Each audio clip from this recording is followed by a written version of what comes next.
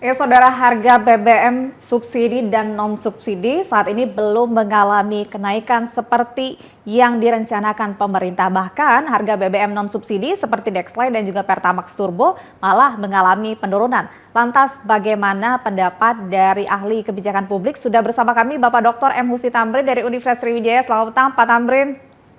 Selamat petang, Mbak Nada. Oke, Pak, ya, kalau melihat Pertamina saat ini belum menaikkan harga BBM, Pak ya, yang subsidi, namun malah menurunkan harga yang non subsidi. Gimana pendapat Bapak ini, Pak? Ya, pertama kenaikan harga BBM non subsidi itu ya wajar lah, karena kan memang harga mentah dunia itu mengalami proses penurunan setelah mencapai puncak tertinggi di Juni kemarin kan gitu. Sekarang kan semenjak Agustus pelan-pelan kita mulai melandai turun gitu ya di bawah 100 US dollar per barrel. Sehingga karena itu harga keekonomiannya adalah karena harga pasarnya turun ya non subsidi, karena memang nggak ada subsidi ya turun ya wajar.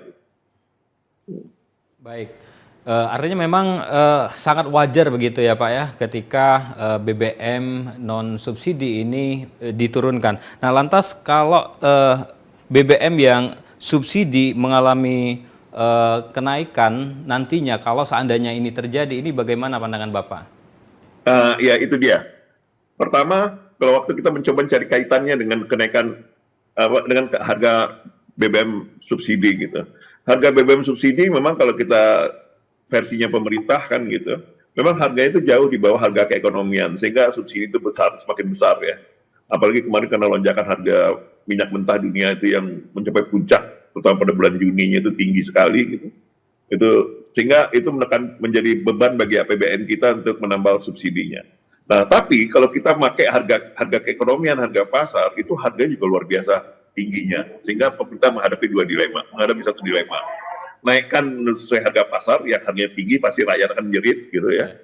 Atau tetap tahan, tapi APBN-nya yang menjerit. Nah, pilihan moderatnya kan artinya kita tetap akan naikkan, ya pemerintah tetap akan naikkan, tapi dengan harga moderat.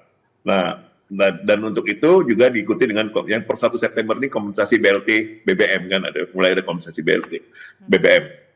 Untuk paling nggak untuk meredakan keresahan di masyarakat. Nah, berkaitan dengan BBM subsidi naik, non subsidi naik, pertama dengan Pertalite yang sebenarnya kalau dibicarakan bagaimana dampaknya terhadap masyarakat, mereka kecil ya, karena pengguna BBM subsidi ini non subsidi hanya 40% kurang gitu ya, yang lebih banyak non subsidinya. Nah, dengan kata lain kebijakannya boleh jadi juga semacam gimmick juga, artinya pemerintah juga harus hati-hati karena Pertalite itu tetap terancam naik, dan bukan hanya terancam naik loh, kelangkaan mulai terjadi, sehingga juga harus hati-hati ya. Jadi jangan dipikir setelah menurunkan ini bisa setengah membujuk masyarakat, jangan juga. Tapi ini merupakan bagian dari strategi yang lebih luas, bagaimana masyarakat juga sakit tapi tetap bisa menerima, rasional, tapi pemerintah juga bagaimana bisa mengkomunikasikan kebijakan-kebijakan yang menyakitkan ini secara juga lebih rasional. Itu Mbak Nada, Pak Adi.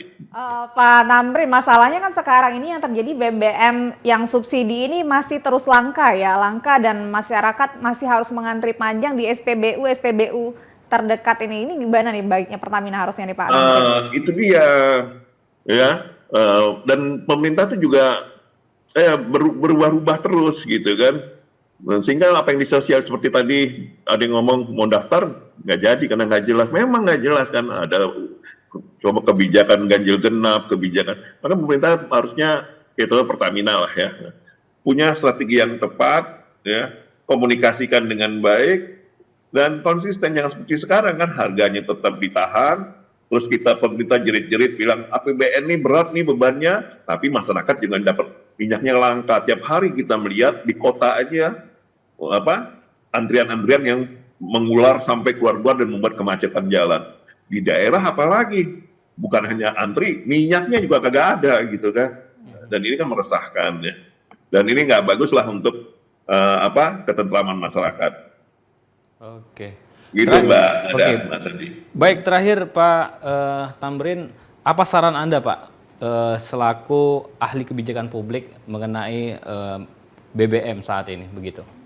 Ya, sebenarnya persoalannya sederhana ya. Masalah kita adalah beban APBN untuk menambal subsidi.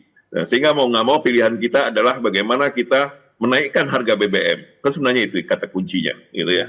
Nah, karena problemnya itu, tapi persoalannya kan waktu kita menaikkan kata BBM, kita harus pertimbangkan kondisi sosial ekonomi masyarakat. Nah, sehingga pilihannya apakah akan naik bertahap, naik pelan-pelan, atau naik sekaligus. Nah, ini pilihan-pilihan. Dan pokoknya apapun yang diambil pemerintah yang penting harus firm aja, tegas dengan pilihannya, dan yakin bahwa itu pilihan yang terbaik untuk masyarakat. Ya, pilihan terbaik tentu sekarang adalah pelan-pelan ya di saat masyarakat lagi susah. Dan tidak hanya itu, komunikasikan dengan baik dari pusat sampai daerah itu harus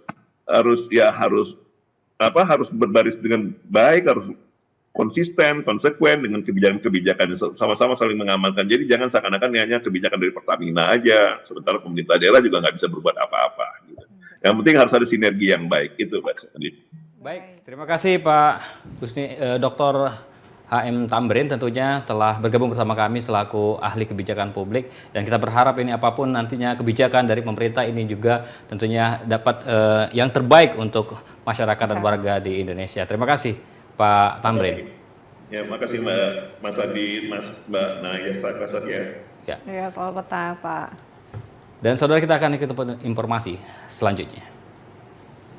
Polres Lubuk Linggau menghimbau SPBU Kota Lubuk Linggau tak melayani pembelian BBM bersubsidi yang menyalahi aturan.